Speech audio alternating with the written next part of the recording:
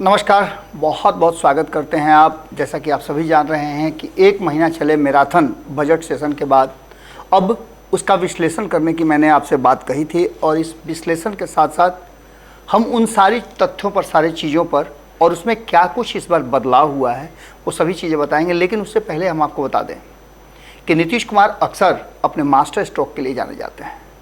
चुनावी साल चल रहा है और ये 23-24 का साल जो है वो चुनावी साल के रूप में जाना जा रहा है। इसको लेकर के केंद्रीय बजट में भी आप देख सकते हैं प्रावधान हुआ है और इसके साथ साथ बिहार के बजट में भी बहुत सारी ऐसी चीज़ें हैं जिसको नीतीश कुमार ने अपने देख रेख में तैयार करवाया है।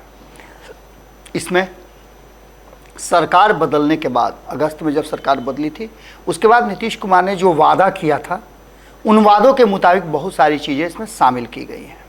सबसे पहली बात कि हम इस जो सीधे सदन से था उसको अब एक नया नाम नीतीश नीति दे रहे हैं और इस नीतीश नीति को लेकर के अब आने वाले देश की राजनीति का जो भूगोल और इतिहास है वो लिखा पढ़ा जाएगा। ये हम क्यों कह रहे हैं तो इसके पीछे आपको सबसे पहला कारण बताते हैं कि जहां कृषि को लेकर के इस देश में बहुत बड़ा बवाल चला, लगभग 1 साल से ज़्यादा किसानों ने आंदोलन किया, कई लोगों की मृत्यु हो गई, अंत में सरकार को अपना स्टैंड बदलना पड़ा, अपनी नीतियों को वापस लेना पड़ा, तब जाकर के कहीं ये जो किसानों का आंदोलन था वो रुका। लेकिन अभी भी नीतीश कुमार इसमें बाजी मारने के लिए तैयार है। कृषि एक इतना बड़ा क्षेत्र है कि जहां आपके राजस्व का सबसे ज़्यादा अगर धन कहीं से आता है तो वो कृषि है और इसके साथ साथ कृषि को लेकर के कई बातें भी हुई है। हाल फिलहाल में आपने देखा होगा कि नीतीश की कृषि नीति को लेकर के, नीतीश के कृषि विभाग को लेकर के बहुत झमेला हुआ था और इसको लेकर के सुधाकर सिंह ने, जो कि कृषि मंत्री के रूप में कैबिनेट के सदस्य बने थे, इस्तीफा भी दिया और बहुत सारी बातों को उन्होंने रखा भी। लेकिन इस बार नीतीश कुमार ने बड़ी बारीकी से अपने देख रेख में इस कानून को बनवाया है। अब इस कानून की विशेषता क्या है तो इसमें सबसे बड़ी बात यह है कि जो भी खर्च होगा, जिस सेक्टर में खर्च होगा, उस खर्च का पूरा ब्यौरा आम जनता को देखने को, सुनने को, समझने को मिलेगा। इसके लिए सरकार ने एक अलग से प्रावधान किया है। ऐसा लगातार आपको बता दें कि कई वर्षों से इसकी शुरुआत जो है परिणाम बजट, ये नाम दिया गया है और इसमें नट सेल में सभी चीज़ों को दिखाया गया है कि किस खंड में, किस क्षेत्र में, किस मिशन के लिए क्या खर्च किए जाएंगे, कितनी राशि होगी और उसकी उपयोगिता क्या होगी। इसके लिए आपको बता दें कि परिणाम बजट की शुरुआत हुई है और इसकी शुरुआत 2006-07 में की गई थी। उसके बाद से लगातार नीतीश सरकार इस परिणाम बजट को लेकर के आती है, जिसमें आम जनता, और इस बार उसमें बहुत सारे चेंजेस किए गए हैं। इसमें व्यय पूर्व जो माध्यम है खर्च करने के, उसकी बात होगी। व्यय के पश्चात समीक्षा की जाएगी और समीक्षा के बाद उपयोगिता का भी आम जनता को आगाह किया जाएगा, बताया जाएगा, उन्हें संतुष्ट करने की कोशिश की जाएगी। आम जनता को संभावित परिणाम की जानकारी होगी और इसके लिए सूचना के अधिकार जैसे व्यवस्था की गई है। इसके साथ साथ आपको बता दें कि इसमें बहुत सारी ऐसी चीज़ें शामिल की गई है जिसको हम आपको अलग अलग खंडों में बताते हैं। और ख़ास करके जो बिहार हमारा है वो कृषि पर आधारित राज्य है, एक तरफ बाढ़ और सुखाड़ से परेशान है, उसके लिए भी सरकार ने एक अलग व्यवस्था की है। संजय झा से बातचीत जब हुई थी तो उन्होंने स्पष्ट किया था कि वो जहां बाढ़ है उस पानी को सुखाड़ वाले जगह पर लाने की कोशिश कर रहे हैं और नीतीश कुमार ने इस योजना का शुरुआत भी कर दिया है। इसके साथ साथ आपको बताएं कि खेतों के स्वास्थ्य से लेकर जो फसल हैं उनके स्वास्थ्य की भी बड़ी जो व्यवस्था है वो की गई है। इस बजट में जो मूलभूत हमारी सुविधाएं हैं उस पर भी ध्यान दिया गया है। लेकिन आज हम कृषि से जुड़े हुए और कृषि के माध्यम से कैसे भारतीय जनता पार्टी की नींद नीतीश कुमार ने उड़ा दी है, उसको अगर आप परिणाम के रूप में देखेंगे तो आपको ये समझ में आएगा कि जो कृषि के लिए बजट का प्रावधान किया गया है उसको किस किस तरह से खंड खंड में विभक्त किया गया है। तो सबसे पहले आपको बता दें कि जरूरी क्या है कि खेत के लिए, तो वो है बीज, और बीज उत्पादन कार्यक्रम के लिए सरकार ने बजट का अधिकांश हिस्सा रखा है। 227 कृषि प्रक्षेत्रों पर प्रमाणित बीज के उत्पादन पर व्यय किया जाना है। साथ ही हरी खाद और गोबर गैस इत्यादि कार्य पर भी व्यय किया जाएगा। ये व्यय आपको बता दें कि 2600 है, 10,218 है, 182 है और इसको ले करके जो कुल राशि है वो लाख में है जिसको खर्च किया जाएगा। जो भी आंकड़े हैं वो लाख में हम आपको दे रहे हैं।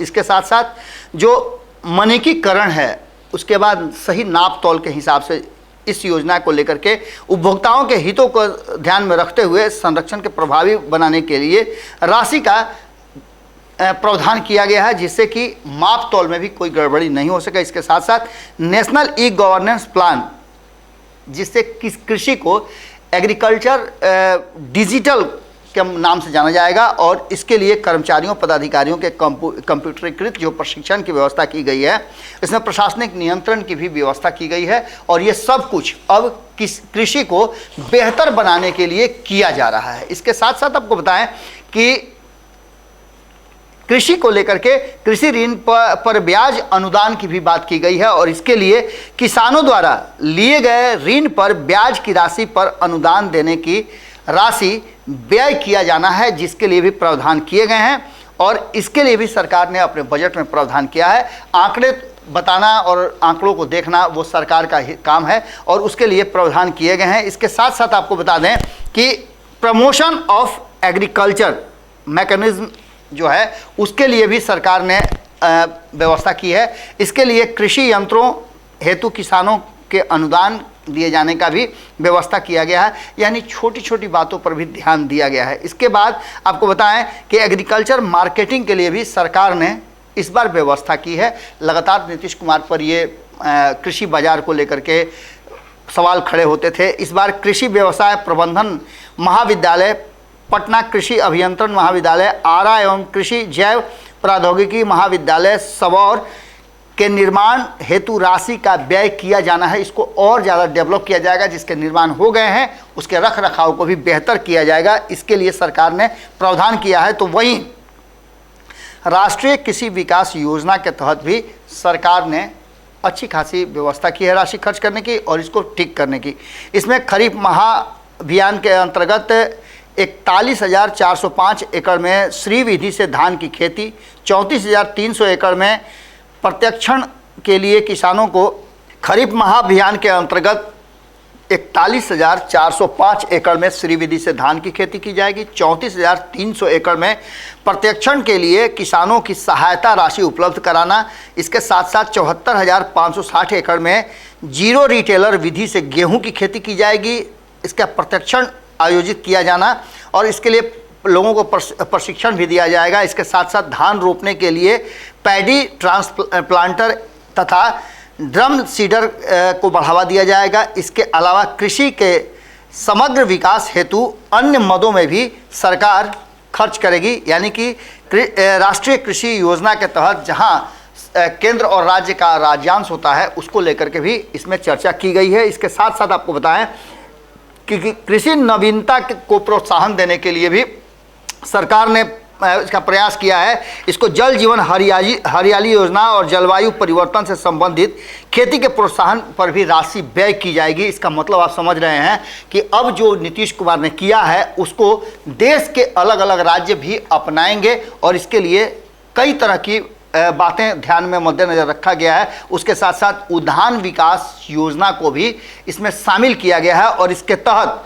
बागवानी विकास के लिए 1,95,040 हेक्टेयर में बागवानी क्षेत्र का विस्तार किया जाएगा।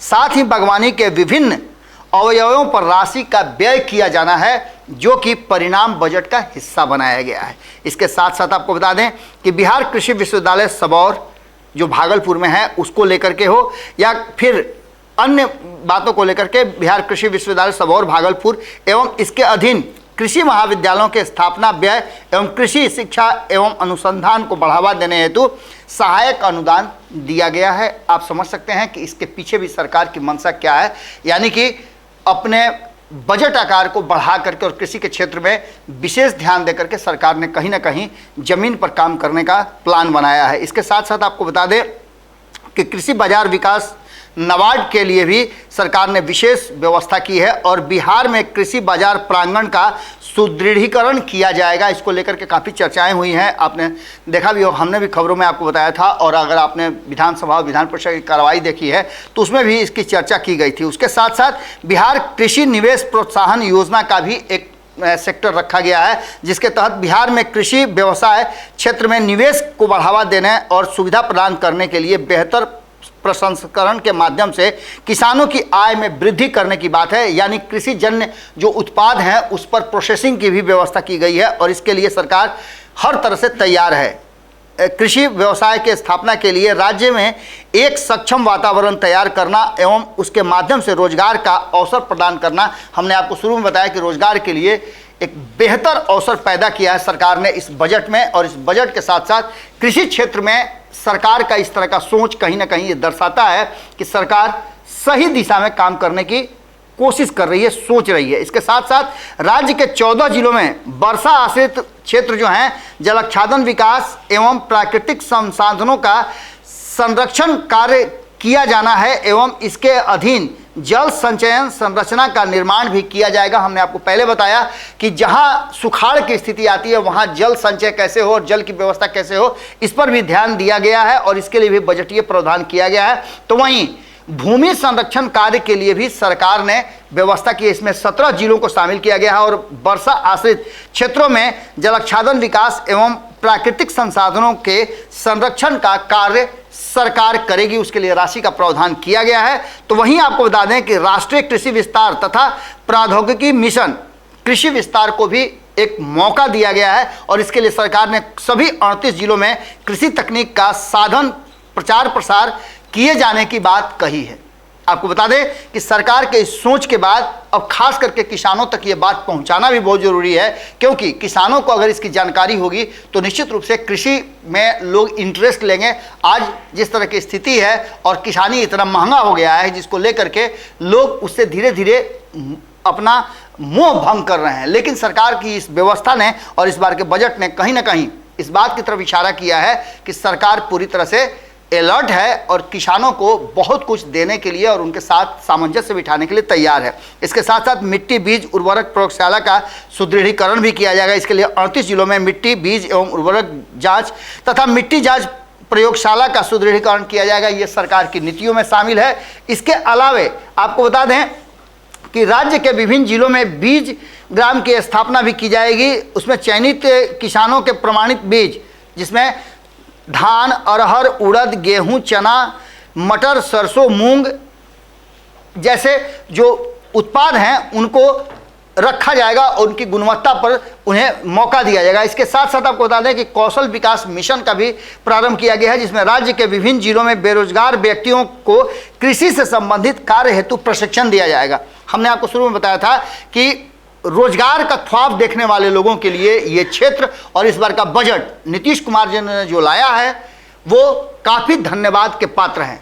बहुत लोगों को ऐसा लगेगा कि हम नीतीश कुमार की बड़ाई क्यों कर रहे हैं, नीतीश कुमार के नीतियों को क्यों आपके सामने रख रहे हैं। तो यही वो हमारा कर्तव्य है कि यदि सरकार ने कोई अच्छा काम किया है तो हम आप तक उसे पहुंचाएं जरूर। अब आपका भी फर्ज बनता है कि सरकार ने आपको परिणाम बजट के तहत यह अधिकार दिया है कि आप उस विभाग से और आपके क्षेत्र में होने वाले कार्यों को लेकर के आप सरकार से सीधा पूछ सकते हैं।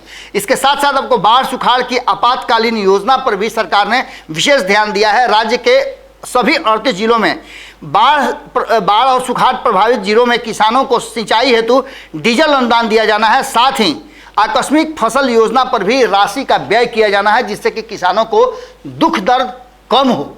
इस बात का भी ध्यान सरकार ने रखा है। तो वहीं कृषि कार्यालय भवनों की स्थापना भी की जाएगी, जहां आपको सभी जानकारियां मिलेगी। आप बेहिचक उसका उपयोग कर सकते हैं, क्योंकि उसमें आपका ही हिस्सा है और आपके ही पैसों पर वो स्थापित किया गया है। इसलिए आप मालिक की तरह उसका उपभोग कर सकते हैं और वहां जानकारियां ले सकते हैं। इसके लिए राज्य के संचालित विभिन्न विभागीय योजनाओं का समुचित क्रियान्वयन, अनुश्रवण एवं पर्यवेक्षण हेतु आधारभूत संरचना का निर्माण किया जाएगा और उसके लिए भी व्यय राशि का रखा गया है। सभी 38 जिलों में तिलहन, दलहन, मक्का के उत्पाद एवं उत्पादन की वृद्धि के लिए समेकित योजना पर राशि का व्यय किया जाना है। इसके लिए राष्ट्रीय तिलहन तथा ऑयल पाम मिशन, खाद्य तेल तिलहन कृषि यंत्री योजना को भी रखा गया है।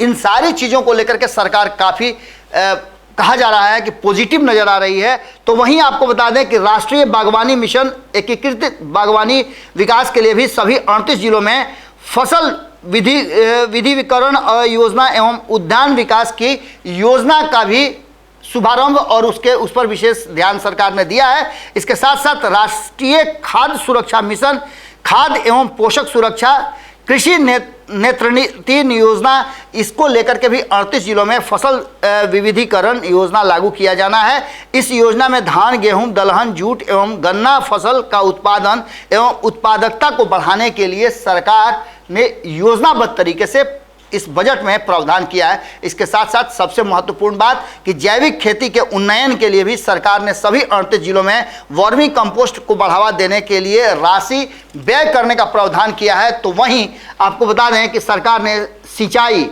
7 निश्चय योजना के तहत अलग अलग तरह से, हमने आपको बताया था, कल ही आपको हमने खबरों में बताया था कि किस तरह से सरकार ने जो कुएं हैं, तालाब हैं, पैन है, आहर है, इन सब के फिर से एक बार उनको अस्तित्व में लाने के लिए अच्छा खासा व्यवस्था किया है और लघु जल संसाधन विभाग इसके लिए पूरी तैयारी कर रहा है। यदि आपको लगता है कि आपके क्षेत्र में इसके अनुसार काम नहीं हो रहा है तो आप अपनी बात हमारे मंच पर भी रख सकते हैं और सरकार के जो कृषि विभाग हैं उनको भी रख सकते हैं। आपके क्षेत्र में भी जो संवेदक हैं उनसे आप बात कर सकते हैं। आज हमने कृषि बजट पर चर्चा किया। इसके अलावे एक और ऐसा सेक्टर है जहां रोजगार की बहुत सारी संभावनाएं हैं और इसको लेकर के भी नीतीश कुमार ने अपनी रणनीति बनाई है। कृषि विभाग के बजट में 7 निश्चय योजना के अंतर्गत हर खेत तक सिंचाई का पानी उपलब्ध कराना सरकार की प्रतिबद्धता है और इसके लिए सरकार अलग से विभाग का निर्माण करके उस विभाग को और उसके लिए एनर्जेटिक जयंत राज को मंत्री बनाया गया है, जो कि पूरी तरह से एक्शन में नजर आ रहे हैं। और उनसे हमारी जो बातचीत हुई थी इसके आधार पर हम उनसे बातचीत भी करेंगे कि सरकार के इस योजना और रणनीति में क्या कुछ निकल करके सामने आने वाला है। जुड़े रहिए भारत लाइव के साथ। सरकारनामा और नीतीश नीति में हम आपसे इन्हीं सब विषयों पर चर्चा करेंगे। बहुत बहुत धन्यवाद, नमस्कार। अगर ये वीडियो पसंद आई और वह बिहार के राजनीति और बिहारियत से सरोकार रखेनी तो सब्सक्राइब बटन दबा के चैनल के सब्सक्राइब कर ली। ओजे एगो घंटी बा, ओकरा बटन दबा देला से कुल सटीक और मारक खबर रुआ मुफ्त में मिल जाई। अगर रुआ पत्रकारिता के हमनी के नया प्रयोग में सहयोग कर चाहतानी तो ज्वाइन बटन दबा दी। पेटीएम नंबर नोट कर ली 9386816700। धन्यवाद।